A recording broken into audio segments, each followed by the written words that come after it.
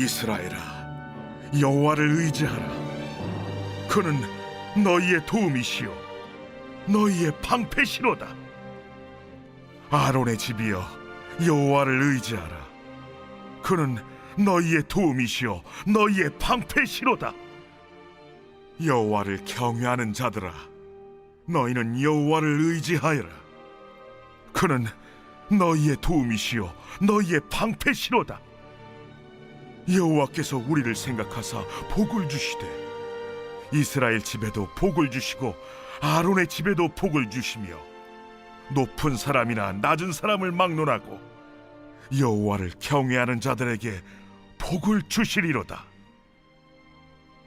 여호와께서 너희를 곧 너희와 너희의 자손을 더욱 번창하게 하시기를 원하노라.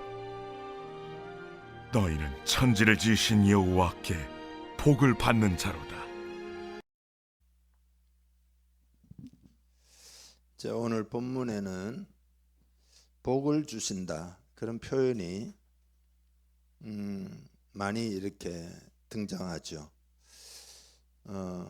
저는 진실로 복을 받기 원합니다. 여러분은 어떻습니까? 하나님이 주시는 복을 우리가 다 받기를 원하십니다. 그것이 하나님의 마음입니다. 변치 않는 마음입니다.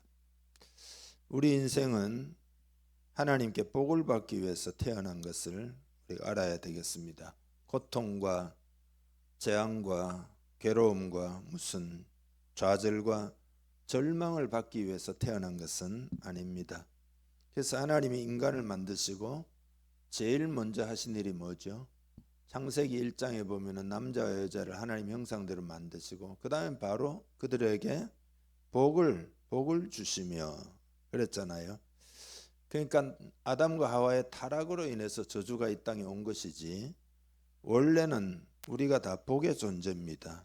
그래서 예수님을 보내신 이유도 저주가 임한 이 땅에 그 저주를 십자가 보혈로 치유하고 복을 회복시켜 주시기 위해서 예수님을 보내신 것입니다. 그래서 우리는 그리스도인으로서 복을 받은 존재라는 것을 마음에 크게 새겨야 할 줄 믿습니다. 여러분 믿음으로 받아들이기를 바랍니다. 나는 복을 받은 존재다. 우리는 복을 받은 존재다. 믿음으로 받으셔야 합니다. 하나님이 이제 구체적으로 이 땅에 복을 회복시키기 위하여 한 사람을 먼저 부르셨는데 아브라함이죠. 그 아브라함 보고 너는 복이 될지라 그러셨습니다. 그러니까 아브라함으로부터 복의 역사가 시작이 된 거죠. 그래서 너를 축복하는 자에게는 내가 복을 내리고 너를 저주하는 자에게는 내가 저주할 것이라 그러셨어요. 그러니까 아브라함을 통해서 복이 오는 거죠. 예. 그래서 그 아브라함이 말 그대로 복입니다. 복. 그래서 너는 복이 될지라. 그러니까 복이라는 것은 환경을 따라오는 것이 아니라 사람을 따라옵니다. 그러니까 복의 사람을 만나면 우리는 복이 우리를 따르게 됩니다. 예를 들어서 복덩이 며느리가 가정에 들어오면 그 가정은 그야말로 복을 받습니다. 그렇죠? 완전 불신자 가정에 며느리 한 사람, 믿음의 사람, 복덩어리가 들어오면 그 가문 전체가 복을 받을 수도 있습니다. 그러나 만약 그를 핍박하고 차버리면은 그 복이 다 왔다가도 떠나가고 마는 겁니다. 제가 믿음의 세계는 아니지만 세상도 한번 생각해 보니까 아내를 잘 만나가지고 복받은 사람이 생각이 몇 사람 나더만요. 여러분들이기도 하겠지만 최민수 이런 사람도 보면은 그 아내를 잘 만나서 그렇지 않으면 완전히 풍원아로서 많이 방황했을 텐데 그런 생각도 들고 여러분 농구 선수 출신 중에 여러분 전태풍이라고 있어요. 혹시 아세요? 지금은 은퇴했지만 거기도 보니까 아내를 잘 만났어요. 그러니까 복의 사람을 만나면 복이 옵니다. 우리나라도 복덩어리 선교사가 각지에서 뭐 호주에서도 오고 미국에서도 오고 들어와 가지고 이 나라가 복을 받은 거죠. 여러분 진실로 감사해야 할 줄로 믿습니다. 사람을 통해서 하나님이 복을 주시는데, 그러나 그것도 사람이 복을 주는 건 아니죠. 하나님이 사람을 통해서 복을 주시는 거죠. 그러니까 우리가 사람도 우리가 잘 알아보아야 합니다. 복덩어리를 받아들이고 그래야 되겠죠. 어떤 사람들은 이제 말을 하기를 하나님이 복을 주시는 것이 아니라 내가 열심히 수고하고 얻은 것이다 이렇게 말을 해요. 내가 뼈를 깎는 노력을 했다는 겁니다. 소위 말해 자수성가했다는 겁니다. 그렇게 애쓰고 그렇게 수고하고 밤잠 줄여가면서 하루에 뭐 3시간 자고 4시간 자면서 노력했다는 겁니다. 그렇지만 여러분, 내가 애쓰고 수고한 것도 하나님이 지켜주지 아니하면 그 누리지 못합니다. 예를 들어서 이스라엘 백성이 가나안 땅에 들어가 가지고 1년 동안 열심히 땀 흘리고 수고하고 농사 지어도 그 이방 민족들이 약탈족이잖아요. 와가지고 미디안 족속 같은 사람들이 때를 지어 와가지고 습격을 해가지고 다 농산물을 빼앗아 가는 거죠. 그러니까 수고하여 농사가 잘 됐다고 해서 복을 받은 게 아닙니다. 하나님이 지켜주지 않으면 수고한 열매도 다 빼앗겨 버리고 마는 겁니다. 그렇기 때문에 자기가 수고한 것을 먹을 수 있는 게 복이다. 성경에는 하나님이 그게 지켜줘야 먹는 거지, 내가 수고해가지고 내가 많이 있다고 해서 그거 다 누릴 수 있는 건 아니다. 시편 128편에 보면 여호와를 경외하며 그의 길을 걷는 자마다 복이 있도다. 네가 내 손이 수고한 대로 먹을 것이라. 네가 복되고 형통하리로다. 그러니까 수고한 대로 먹는 것도 복입니다. 그러니까 내가 아무리 애쓰고 수고해도 하나님이 그 허락하지 지켜주지 않으면 누릴 수가 없습니다. 예를 들어 내가 수고하고 많이 쌓아두었다 해도 병에 들려가지고 수고한 것을 다 잃어버릴 수도 있고, 열심히 수고해가지고 땀을 흘려가지고 어떤 기업을 일구었는데 예를 들어 IMF 같은 게 와버리면 다 무너질 수 있는 거죠. 하나님이 지켜주지 않으면 다 허사가 되고 마는 거죠. 그러니까 여러분, 누구를 의지해야 됩니까? 누구를 의지해야 됩니까? 그래서 오늘 본문 9절, 10절, 11절을 제가 여러분 지금 드린 말씀을 기초로 해서 다시 한번 다시 읽으면 아마 더 눈이 열릴 겁니다. 9절, 10절, 11절입니다. 이스라엘아 여호와를 의지하라. 그는 너희의 도움이시요 너희의 방패시로다. 아론의 집이여 여호와를 의지하라. 그는 너희의 도움이시요 너희의 방패시로다. 여호와를 경외하는 자들아 너희는 여호와를 의지하여라. 그는 너희의 도움이시요 너희의 방패시로다. 아멘. 여호와를 의지하라는 겁니다. 한 사회나 한 나라가 잘 되기 위해서는 그 나라 국민이 회개하고 예수를 잘 믿어야 됩니다. 한국 사회가 복을 받으려면은 다시 부흥이 와야 됩니다. 그래서 자꾸 부흥을 위해서 기도하자는 거예요. 믿음을 회복하고 하나님을 의지하는 민족이 꼭 되어야 됩니다. 세계의 역사를 보면 어느 나라가 좋은 나라가 됐냐? 예수를 잘 믿을 때 좋은 나라가 됐습니다.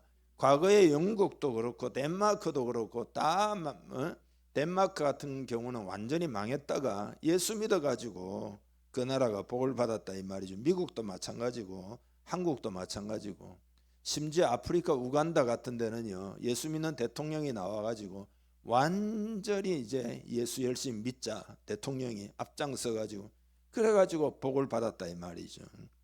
예수님을 등지고 사는 나라는 불행한 나라가 되고 맙니다. 그래서 교회가 복의 통로예요. 교회가 예수 잘 믿게 하는 게 교회지 뭐 어디 딴 데가 뭐 예수 잘 믿게 합니까? 그러니까 크리스찬들은, 교회는 복을 빌어주는 축복하는 그런 사람이 바로 성도들이죠. 그래서 크리스찬들이 많아져가지고 주변을 축복하면 그 복이 그 사회에 임하게 됩니다.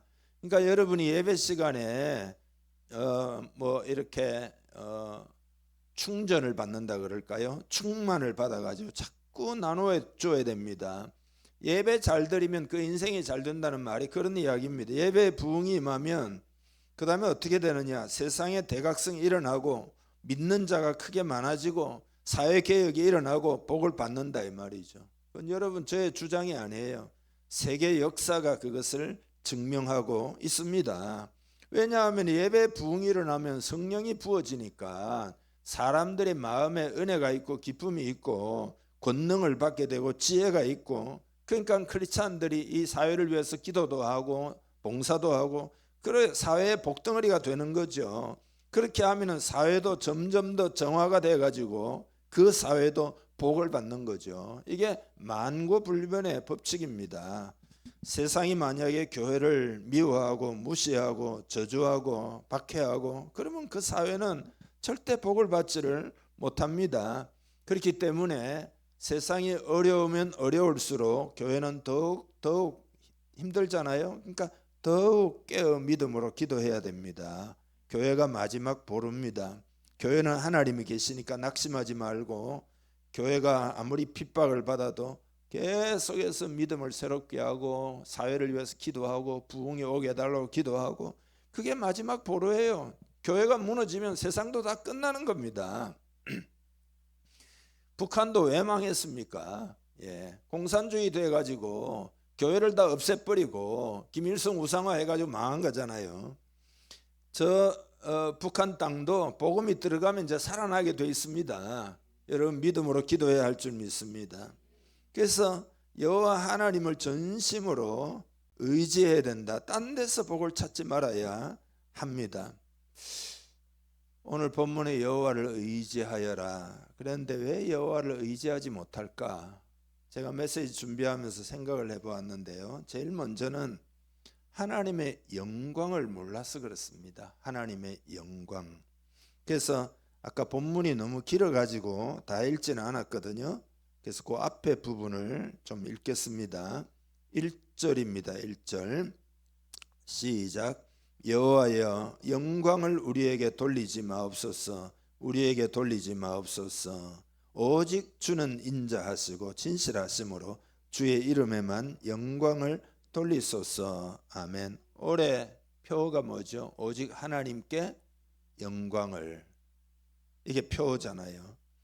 요리문답이라고 있죠. 세례받을 때 인생의 목적이 무엇입니까? 여러분 뭐라고 대답해야 되죠? 하나님께, 오직 하나님께만 영광을 돌리고 그를 영원토록 즐거워하는 것이다. 이 요리문답 제일 첫째잖아요. 요새는 요리문답 훈련을 안 하니까 대답을 잘 못하시는 것 같은데 큰일 났습니다. 아시죠? 요리문답 제일 첫째. 근데 우리가 자꾸 하나님께 영광을 돌리라 그러면은 자꾸 하나님을 위해서 그렇게 하라는 줄로 사람들이 자꾸 오해를 해요. 하나님께 영광 돌리라는 하나님을 위해서가 아니에요. 우리를 위해서인 줄 믿으시기를 바랍니다.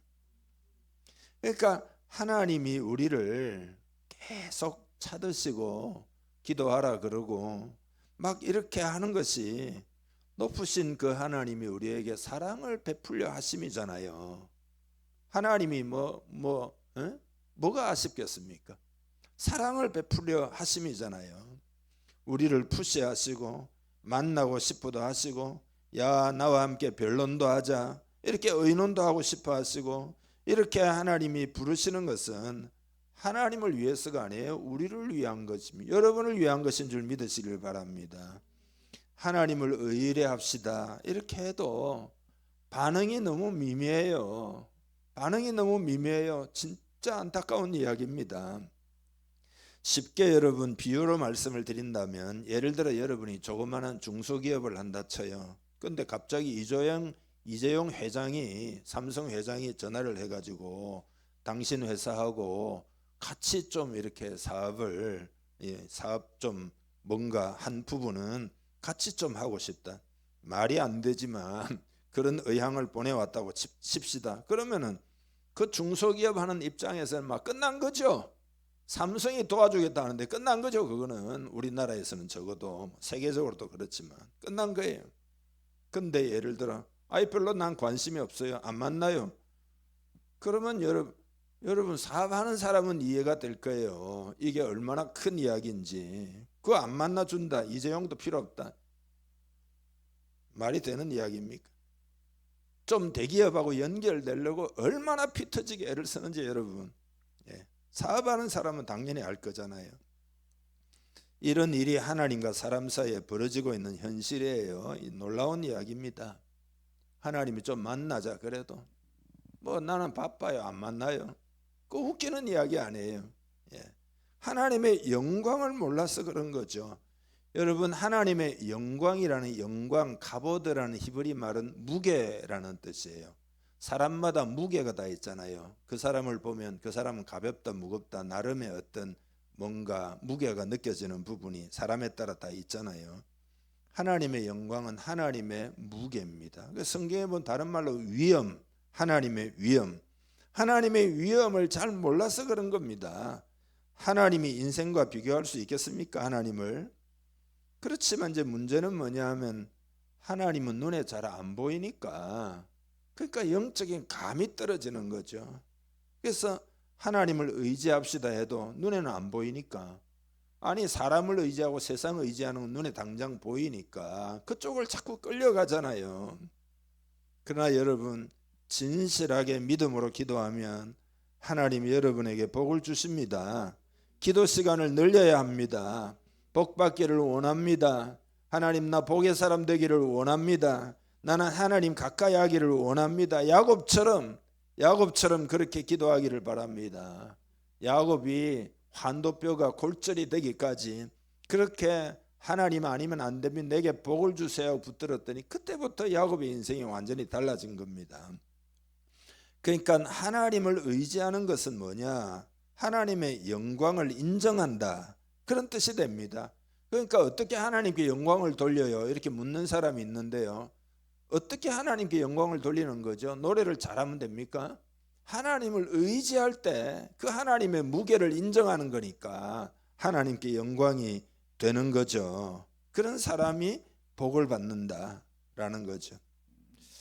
제가 자료를 찾다 보니까 그 임영서 대표라는 분 아십니까? 그 죽 이야기로 알려진 글로벌 한식 브랜드 대호가 대표입니다. 본죽도 유명하지만 죽 이야기도 되게 유명하거든요. 경기도 양평 산골에 가난한 소년으로 태어나가지고 12살부터 뭐 안 한 게 없다 그러면 고구마 장사도 하고 뭐 떡 장사도 하고 꽃 장사도 하고 신문 배달도 하고 뭐 과일 장사도 하고 공사장 인부도 하고 뭐 안 해볼 일이 없는 거죠. 근데 어려움이 있을 때마다 늘 하나님을 의지하며 이겨냅니다. 그러니까 이게 어디서 배웠느냐? 자기 어머니한테서 배웠습니다. 어느 날 어머니가 밥상 앞에 젓가락을 건네면서 이 젓가락을 상위에 세워봐라 그러니까 어머니 갑자기 왜 이러셔요? 터무니없잖아요. 젓가락을 어떻게 세웁니까? 그랬더니 어머니가 왜 못 세우냐? 네가 손으로 끝을 잡고 있으면 세워지지. 그렇게 이야기하면서 평생 기억에 남을 말씀을 하셨다 이거예요. 하나님이 너를 이렇게 젓가락 잡듯이 딱 잡아주면은 너는 설 수 있다. 네가 성공하고 싶다고 했지. 젓가락 잡은 손처럼 하나님이 너를 잡아주시면 성공할 수 있다. 사람들은 행복하기 위해서 저마다 뭘 자꾸 붙잡는다. 어떤 사람은 돈을 붙잡고 어떤 사람은 권력을 붙잡고 명예를 붙들고, 너는 하나님의 손만 붙들어라. 너는 하나님의 손만 붙들어라. 하나님 없이 붙잡은 돈과 권력과 명예는 다 부질없는 거다.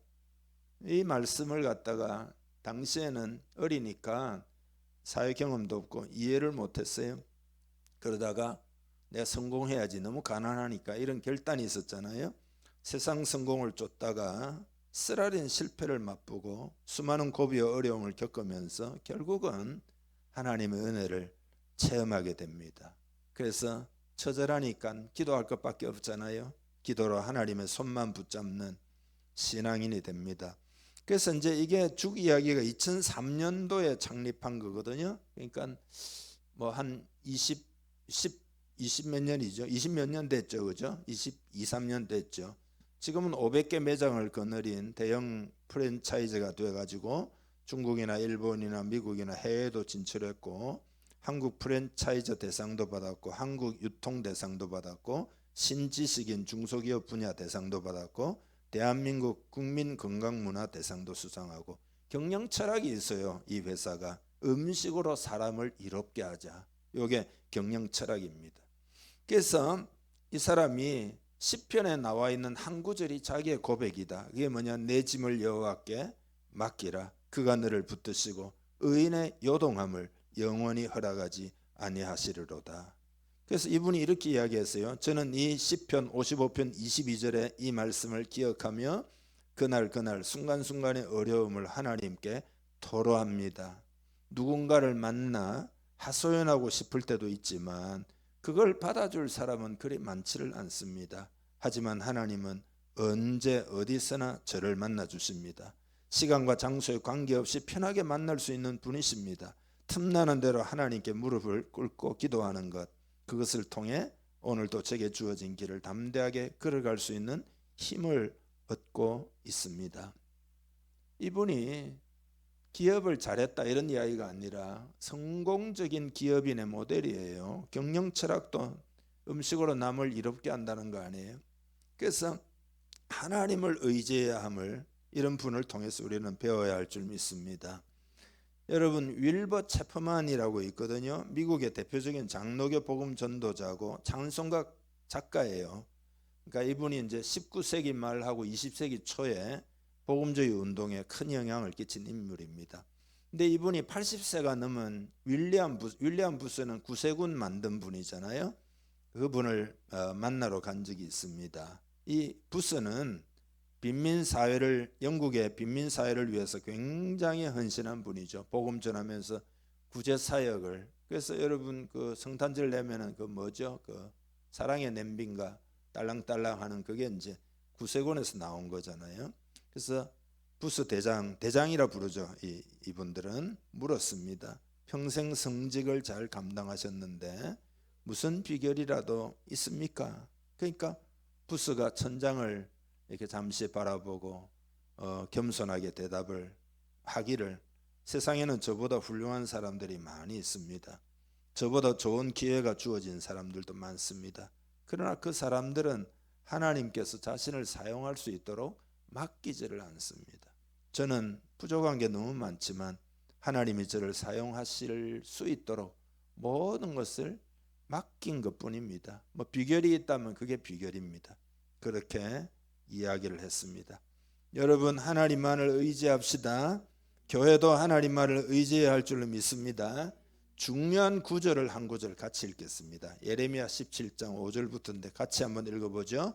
여호와께서 이와 같이 말씀하시니라. 무릇 사람을 믿으며 육신으로 그의 힘을 삼고 마음이 여호와에게서 떠난 그 사람은 저주를 받을 것이라.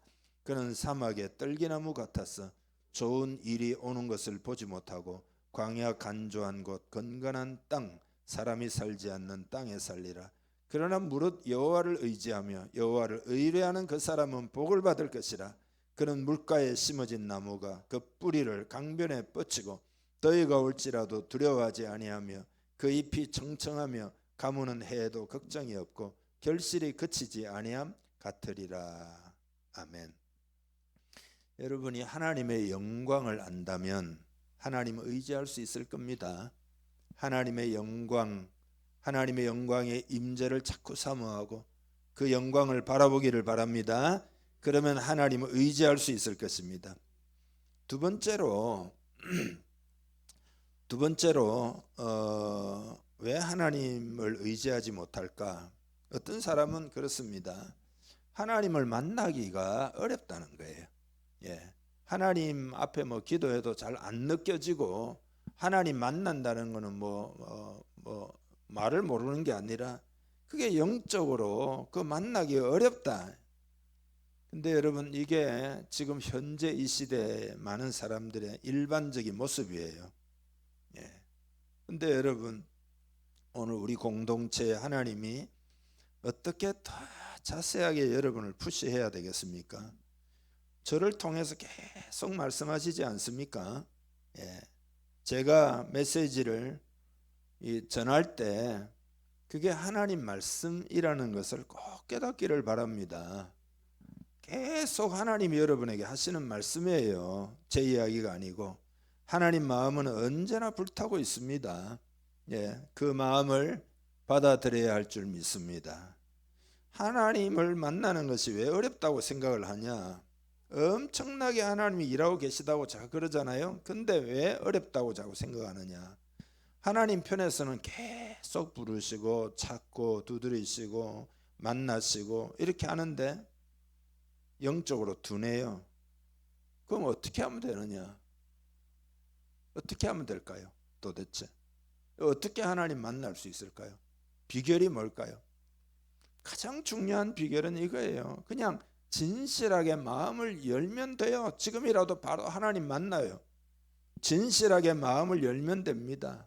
진실하게 마음만 열면 하나님 은혜가 임해요. 모든 시간에 진실해지시기를 바랍니다.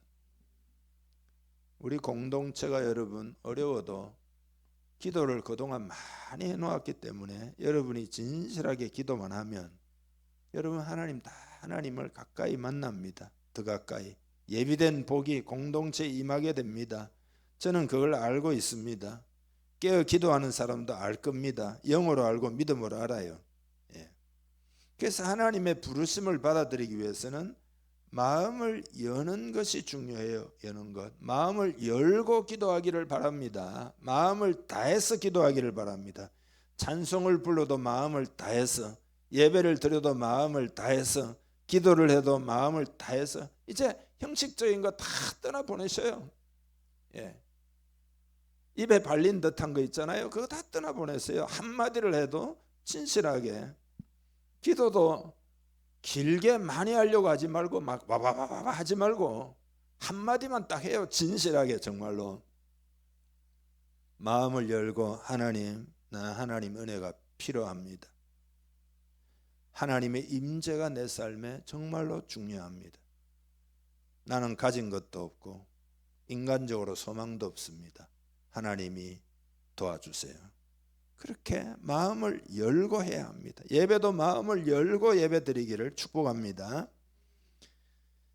마음을 열지 못하도록 방해하는 것들이 있습니다. 하나님을 만날 자리에 오지 못하도록 하는 방해가 있어요. 여러분이 깨어있지 못하면 방해를 받게 됩니다. 이게 영적인 방해입니다. 깨어있지 못하면 그 방해를 해결을 못해요. 방해를 이제 받다가 어떻게 되느냐? 완전히 이제 속박당하게 됩니다. 악한 영에 속박당하고 세상에 속박당하고. 그러면 어떻게 되느냐? 신앙생활도 있잖아요. 어떤 틀에 딱 갇히고 말아요. 자기 생각에 갇히고 세상에 갇히고 이렇게 딱 갇히고 말아요. 그러면 처음 사랑도 잊어버리고 영적으로 굉장히 둔하게 됩니다. 성경에 보면 기름을 준비 못한 5 처녀와 같이 된다 이 말이죠. 그래서 방해하는 것 중에 제일 중요한 게 뭐냐? 그게 여러분 어려운 말로 어려운지 모르겠습니다만 혼합주의입니다. 혼합주의. 그러니까 우리 신앙이 혼합주의가 아닌지 꼭 점검을 해야 됩니다. 구약 성경은 전부 혼합주의에 관한 이야기입니다.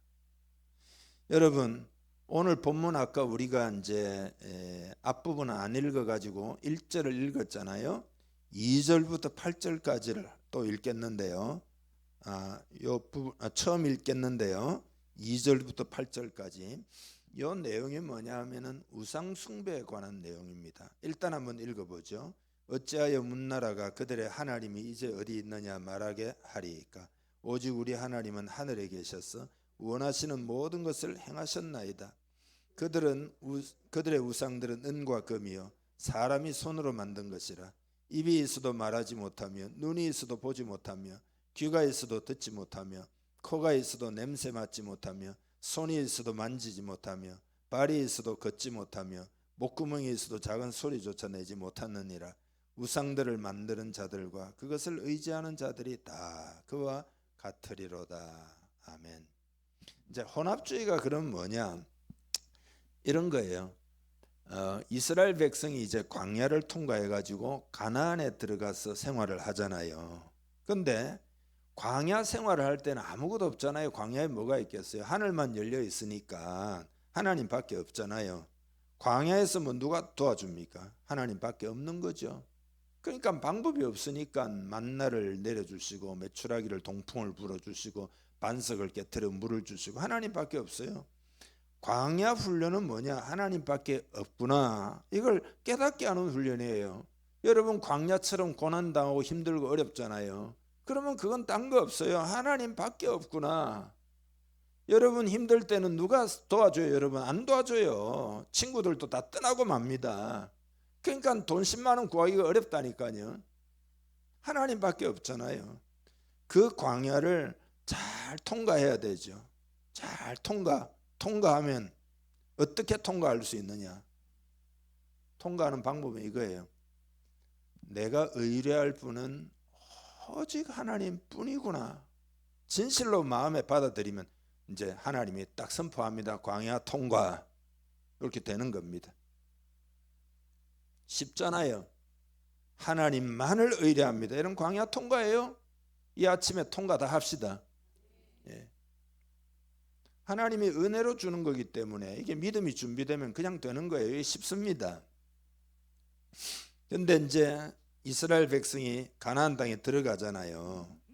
그러니까 가나안에 들어가면 사는 방식이 달라져요. 이제 만나도 없고 메추라기도 없습니다. 농사를 지어 살아야 됩니다. 그런데 가나안 거민들을 보니까 농사 지어가지고 아주 풍요롭게 사는 거예요.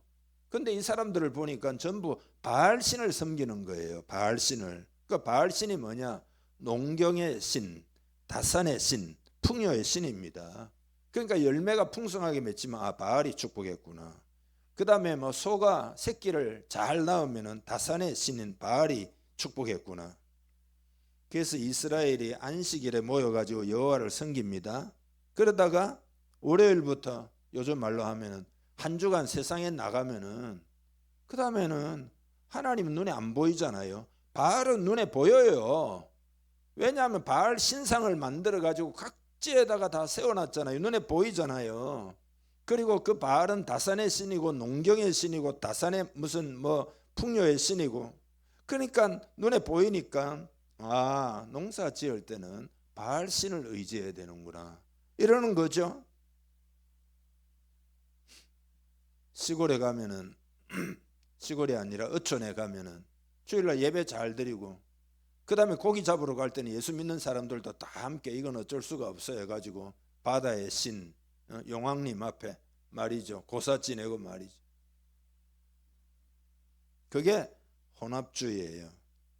혼합주의는 하나님을 버리는 게 아닙니다. 혼합 둘 다 섬기는 거죠. 하나님도 섬기고 바알도 섬기는 거죠. 신앙생활은 여호와 하나님 섬기고 세상에 나가면 나는 하나님만 섬겨야 할지 모르지만 세상에 나가면 세상의 방식을 다 따라 사는 거죠. 세상에 나가면 성공한 사람들이 눈에 보이거든요. 왜냐하면 성공하기를 우리가 원하잖아요. 그러니까 성공한 사람이 눈에 보이는 거죠. 그러면 그 사람들은 왜 성공했냐? 그러면 그 사람이 어떻게 했다? 뭐 소리도 듣고 전부 세상에는 어떻게 하면 성공하냐? 어떻게 하면 돈을 버냐? 전부 거기에 빠삭해요. 세상은. 믿는 사람들은 희미하죠. 잘 모르죠. 예수 믿는 나로 바빠가지고. 세상 사람들은 얼마나 빠삭한지 몰라요. 어떻게 하면 잘 되는지에 대해서 기가 막히게 잘 압니다. 그러면은 예수 믿는 사람이 세상에 나가잖아요. 그러면 카톡을 보내도 이렇게 하면 성공합니다. 저렇게 하면 성공합니다. 막 카톡이 왔다 갔다 하고 그러니까 솔깃하잖아요. 점점 더 세상 방식이 되어가는 거죠. 그럼 교회 와가지고 하나님 의지 오늘처럼 설교를 하나님 의뢰하라 이렇게 들으면은 그 말이 공허하게 들리는 거죠. 하나님 의뢰한다고 뭐 빵이 나오나 떡이 나오나 이렇게 공허하게 들리는 거죠. 믿음이 둔해지니까 영적인 소리가 그게 현실적으로 안 들리는 거죠. 하나님 의뢰하다가 나 큰일 날 것 같은 생각이 들어요. 그러니까 세상 나가가지고 세상 방식으로 다 사는 거죠. 크리스찬이 그러고 있다 이 말이죠. 오늘날 그런 일이 벌어지고 있는 거죠.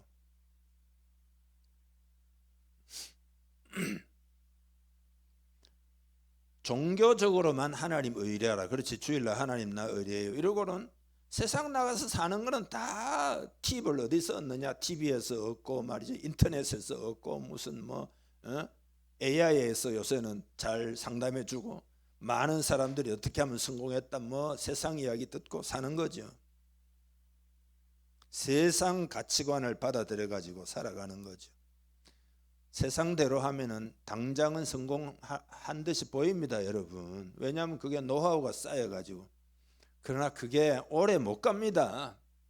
영원히 가지도 못합니다.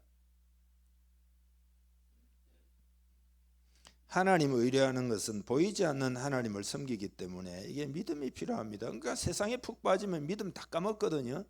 영적인 세계가 둔감해지거든요.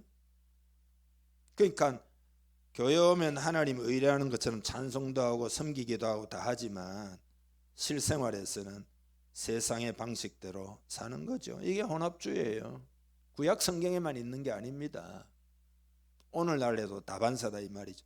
이런 생활에서 다 돌이켜야 할 줄로 믿습니다. 혼합주의를 끊어내면 오직 한 분 하나님만 섬기는 순전한 믿음이 되기 때문에 주일날 예배 드리러 나올 때 마음이 간절해져요. 왜냐하면 하나님이 나에게 복 주신다, 이게 마음에 정말로 믿고 의지하는 마음이 있기 때문에 사모하는 마음으로 교회 오게 돼요. 아이고 오늘 주일이니까 뭐 예배 안 드릴 수도 없고 눈치도 보이고 가서 예배 드리고 와야지. 이건 벌써 마음이 혼합주의에 깊이 젖어 있다 이 말입니다. 만약에 우리 삶이 주일날 예배 올 때 마음이 간절해지고 하나님을 찾고 은혜 주세요 이렇게 되지 않으면 우리 삶을 돌아보아야 됩니다. 순수함과 간절함을 방해하는 것이 뭔지를 돌아봐야 됩니다.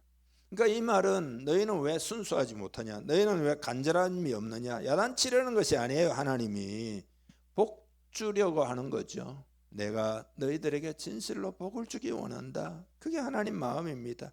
하나님은 우리가 돌이키기를 원하십니다. 성경에 보면 창세기부터 요한계시록까지 복 주려 하신다는 말씀이 굉장히 많습니다. 다만 혼합주의를 발견해서 끊어내고 하나님만을 의지하기를 원하십니다. 그래서 그게 오늘 본문이에요. 아까 9절부터 15절까지. 그러니까 저의 메시지를 듣고 다시 이제 읽어보겠습니다. 9절에서 15절까지 다시 읽겠습니다. 이스라엘아 여호와를 의지하라. 그는 너희의 도움이시요 너희의 방패시로다. 아론의 집이여 여호와를 의지하라. 그는 너희의 도움이시요 너희의 방패시로다. 여호와를 경외하는 자들아 너희는 여호와를 의지하여라. 그는 너희의 도움이시요 너희의 방패시로다. 여호와께서 우리를 생각하사 복을 주시되 이스라엘 집에도 복을 주시고 아론의 집에도 복을 주시며 높은 사람이나 낮은 사람을 막론하고 여호와를 경외하는 자들에게 복을 주시리로다. 여호와께서 너희를 곧 너희와 너희의 자손을 더욱 번창하게 하시기를 원하노라. 너희는 천지를 지으신 여호와께 복을 받는 자로다. 아멘. 이제 여러분 이 구절이 마음에 와닿습니까? 마음에 와닿아야 할 줄 믿습니다. 자꾸 우리의 마음이 정결한지를 점검을 자꾸 해야 됩니다. 그러니까 겉으로는 하나님 섬기는 행위는 있잖아요. 예배도 드리고 뭐 섬기기도 하고 헌신도 하고 봉사도 하고 하잖아요. 그렇지만 그 목적이 뭔지를 여러분 생각해 보셨습니까? 하나님 나라를 위한 것인지 자기 자신을 위한 것인지. 자기 자신만을 위해서 기도하고 자기 자신만을 위해서 살아가고 자기 자신만을 위해서 애를 쓰면 마음이 순전한 게 아니에요. 그 정결한 게 아닙니다. 자꾸 질문을 해보아야 됩니다. 자기 자신만을 위해서 살아가게 되면 신앙생활을 하게 되면 어떻게 되느냐? 자기 생각대로 하나님이 다 안 해줍니다. 그러면 어떻게 되느냐? 하나님에 대해서 실망하고 아이고 하나님이 안 해주시는구나. 세상 의지해야 되지. 그래가지고 세상의 방식, 세상의 가치관, 세상의 철학, 세상의 성공 방정식 이런 거 맨날 배워가지고 그래가지고 믿음 다 까먹고 영적인 이야기를 들으면은 그게 공허하게 들리고 아이고 그거 뭐 종교적으로만 들리는 거죠. 그렇게 되는 거죠. 그러니까 자꾸 우리의 마음을 정결하게 해야 됩니다. 여러분 우리가 세상에 생활하다 보면은 몇 시간만 지나면 먼지 같은 때가 자꾸 우리 몸에 끼잖아요. 그러니까 세수도 하고 손도 씻고 샤워도 하고 그런 거잖아요. 영적으로 우리 마음도 똑같습니다. 사실은 더 민감해요. 마음에도 먼지가 묻어요. 육신을 깨끗하게 해야 되는 것처럼 마음도 수시로 정결케 해야 됩니다. 말씀으로 정결케 하고 십자가 보혈로 정결케 하고 그렇게 해야 됩니다. 하나님이 우리가 복을 받도록 하기 위하여 오늘 여러분에게 부탁하시는 내용입니다. 여러분이 지금까지 기도해 왔지만 기도가 늦춰졌다, 아직 응답이 안 됐다, 그렇게 생각하십니까? 그건 그냥 테스트예요. 테스트. 마음을 지금 더 정결하게, 기대하는 만큼 고난도 커요. 하나님이 여러분을 기대하는 만큼 여러분은 그만큼 참을 수 있겠구나, 인내할 수 있겠구나, 이걸 보고 하나님이 고난을 그만큼 허락하시는 거예요. 감당할 만큼만. 그게 뭐냐? 더 정결하게 만들면 더 하나님이 귀하게 쓰시겠다, 그런 뜻입니다. 딴 뜻은 아무것도 없어요. 성경을 아무리 읽어봐도. 신명기 8장에 보면 네 조상들도 알지 못하던 만나를 광야에서 내게 먹이셨는, 그러니까 고난이죠. 먹을 거 아무것도 없고 만나밖에 없고, 이는 다 너를 낮추시며 너를 시험하사, 시험한다 그랬잖아요. 마침내 내게 복을 주려 하심이었느니라. 복을 주려 하시는 것밖에 없습니다. 그게 하나님의 사랑입니다. 마음을 더 겸손하게 하고 여러분 기도에 더 힘쓰기를 축복합니다.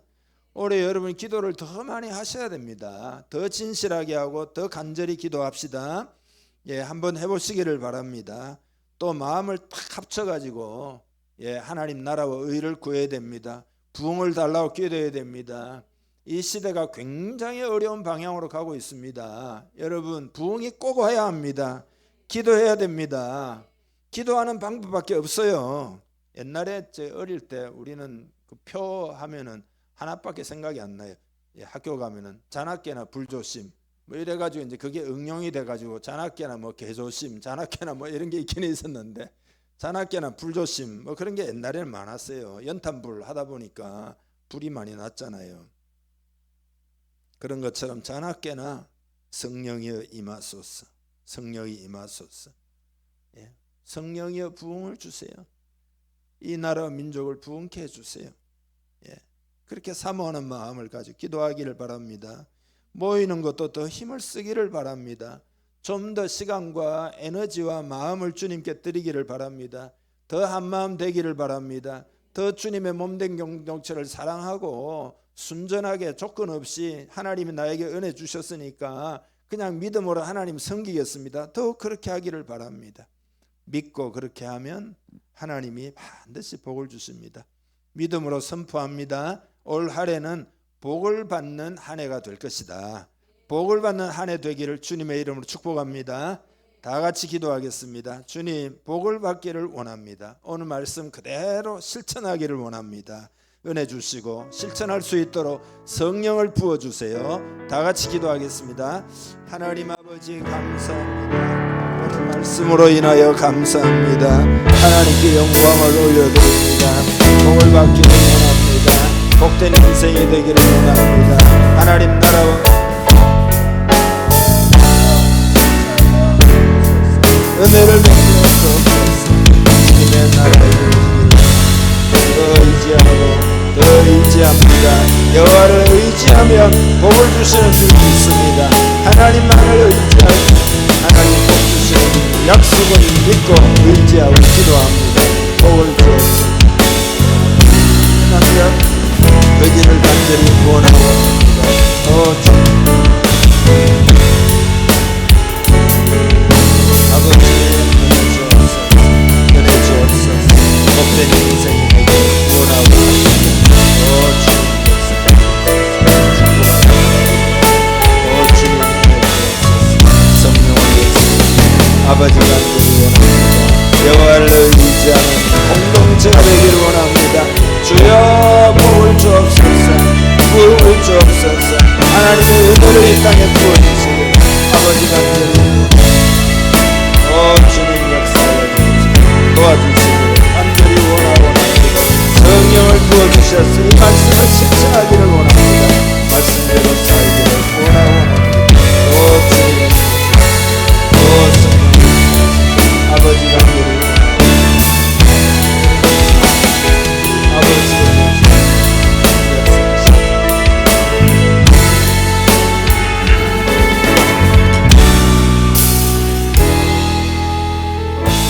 하나님의 사랑, 하나님의 사랑.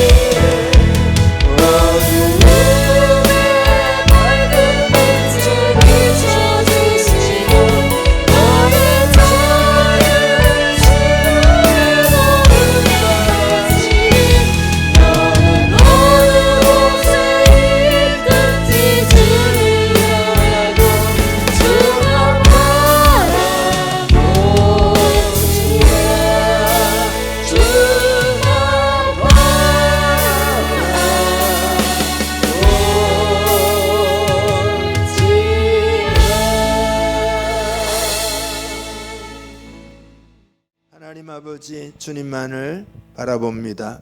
주님을 사모하고 의지하고 의뢰합니다. 우리의 믿음을 북돋아 주옵소서. 성령을 부어 주옵소서.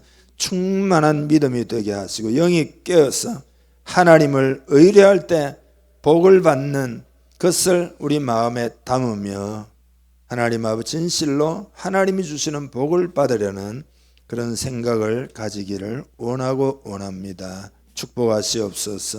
이 나라 민족도 복 받기를 원합니다. 이 시대도 복을 받기를 원합니다. 하나님의 복이 필요함을 고백합니다. 하나님의 복이 있어야 잘 되는 줄 믿습니다. 주여 이 나라 민족을 불쌍히 여기시고 긍휼히 여겨 주옵소서. 우리 교회도 복을 받는 교회 되기를 원합니다. 진정한 복을 받아 승리하고 영향력 있고 많은 영혼을 살리는 교회 되기를 원합니다. 오늘부터 더욱 깨어 기도하기를 원합니다. 한마음으로 기도하기를 원합니다. 하나님 아버지, 연합된 기도에 하나님이 응답해 주실 줄 믿습니다. 진실하게 하나님을 의뢰하며 기도하기를 원합니다. 승리하기를 원합니다. 모든 어려움을 잘 통과하여 하나님께 영광을 돌리는 우리 되게 하여 주옵소서. 복을 받는 한 사람 한 사람 되게 하시고 가정이 되게 하시고 자녀들이 되게 하여 주시옵소서. 그렇게 되기를 축복하며 예수님의 이름으로 기도하옵나이다. 아멘.